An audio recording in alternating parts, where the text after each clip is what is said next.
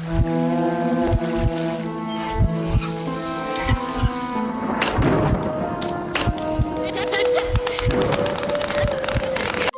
कहानी पंकज नाम के लड़के की है। कुछ साल पहले वो तमिलनाडु के धनुषकोटी में काम करने गया था। धनुषकोटी एक ऐसी जगह है जिसे लोग भूतों का शहर भी कहते हैं। ये रामेश्वरम द्वीप के एकदम कोने पर है और एक भयानक तूफान में बर्बाद हो चुका शहर है। तब से यहाँ ज़्यादा लोग नहीं रहते, इसलिए ये जगह बहुत सुनसान और रहस्यमयी है। यहाँ का पुराना रेलवे स्टेशन, जो अब पूरा टूट फूट गया है, अपनी भूतों वाली कहानियों के लिए फेमस है। रामू एक मजदूर था और उसे धनुषकोटी के पास एक पुल बनाने का काम के लिए बुलाया गया था। एक दिन उसे कुछ ज़रूरी सामान लेने के लिए देर शाम रामेश्वरम शहर जाना पड़ा। जब वो अपने काम खत्म करके लौटा तो रात काफ़ी हो चुकी थी। उसके पास अपनी बाइक थी, लेकिन रास्ता बहुत ही खराब और सुनसान था। चारों तरफ सिर्फ पानी का दलदल और टूटी फूटी इमारतें थी। जैसे ही वो धनुषकोटी के पुराने टूटे हुए रेलवे स्टेशन के पास से गुजरा, उसकी बाइक अचानक खराब हो गई। चारों तरफ अंधेरा और एकदम सन्नाटा था। हवा में समुद्र की नमी थी और एक अजीब सी उदासी भी महसूस हो रही थी। पंकज ने बाइक स्टार्ट करने की बहुत कोशिश की, पर वो नहीं हुई। उसे लगा कि अब उसे पैदल ही अपने कैंप तक जाना पड़ेगा, जो वहाँ से करीब 5 किलोमीटर दूर था। पैदल चलते हुए वो पुराने रेलवे स्टेशन के और करीब आ गया। स्टेशन के टूटे फूटे हिस्सों से सिर्फ टूटे हुए प्लेटफॉर्म, जंग पड़ी पटरियों और हवा में टूटे फूटे टिकट काउंटर की आवाज़ सुनाई दे रही थी। तभी उसे स्टेशन के अंदर से अजीब सी आवाज़ सुनाई दी। ऐसा लगा जैसे कोई औरत धीरे धीरे बात कर रही हो और कुछ बच्चे के रोने की आवाज़ भी आ रही थी। पंकज को लगा कि शायद कोई लोकल परिवार वहां रात बिता रहा होगा या कोई मछुआरा होगा। उसने सोचा कि शायद मदद मिल जाए, इसलिए वो स्टेशन की तरफ बढ़ गया। जैसे ही वो मेन प्लेटफॉर्म पर पहुंचा, आवाज़ें और साफ हो गई। अब उसे लगा कि कोई ट्रेन चल रही है।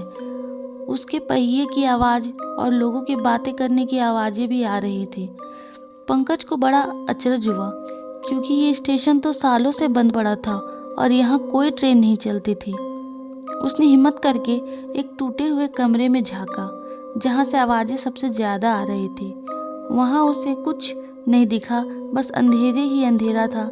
लेकिन तभी एक बहुत ही डरावनी चीज़ हुई।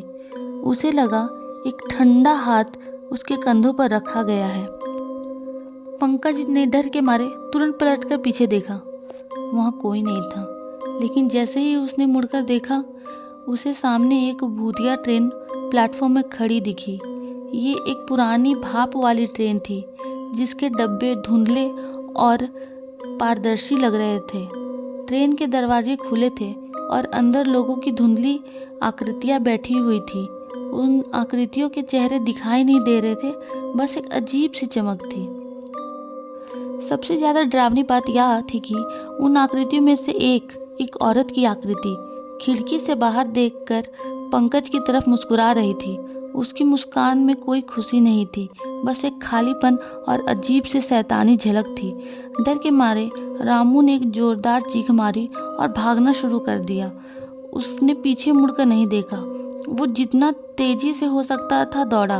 उसे नहीं पता था कि उसकी बाइक ठीक कैसे हुई, लेकिन थोड़ी दूर जाकर उसने जब फिर से कोशिश की तो बाइक स्टार्ट हो गई। उसने पूरी स्पीड से बाइक दौड़ाई और कैंप पहुंचकर ही दम लिया। पंकज ने बाद में अपने दोस्तों को ये कहानी सुनाई, पर किसी ने उस पर विश्वास नहीं किया। कुछ लोगों ने कहा कि थकान और डर की वजह से उसे ये सब वहम हुआ होगा, लेकिन पंकज आज भी उस रात को नहीं भूला है। उसे उस भूतिया ट्रेन का नज़ारा और उस औरत की खाली मुस्कान और उसके कंधे पर उस ठंडे हाथ का एहसास आज भी याद आता है और उसे डराता है। आज भी धनुषकोटी की इस घोस्ट स्टेशन के पास रात में गुजरने वाले लोग एक अजीब सी बेचैनी महसूस करते हैं। फ्रेंड्स, आज की स्टोरी यहीं ख़त्म होती है। आप लोग कमेंट में ज़रूर बताना कि आपको ये स्टोरी कैसी लगी, और आप लोग चाहो तो अपनी स्टोरी भी मुझे बता सकते हो मेरे इंस्टाग्राम अकाउंट पे। मैं अभी यहाँ पे डाल दूँगी, आप वहाँ पे जाके फॉलो भी कर सकते हो और मुझे अपनी स्टोरी डीएम भी कर सकते हो, ताकि मैं आपकी स्टोरी लोगों को सुना सकूं। आप लोग को बहुत बहुत शुक्रिया अगर आप लोग ऐसा करते हो तो। और बाकी तो थैंक यू।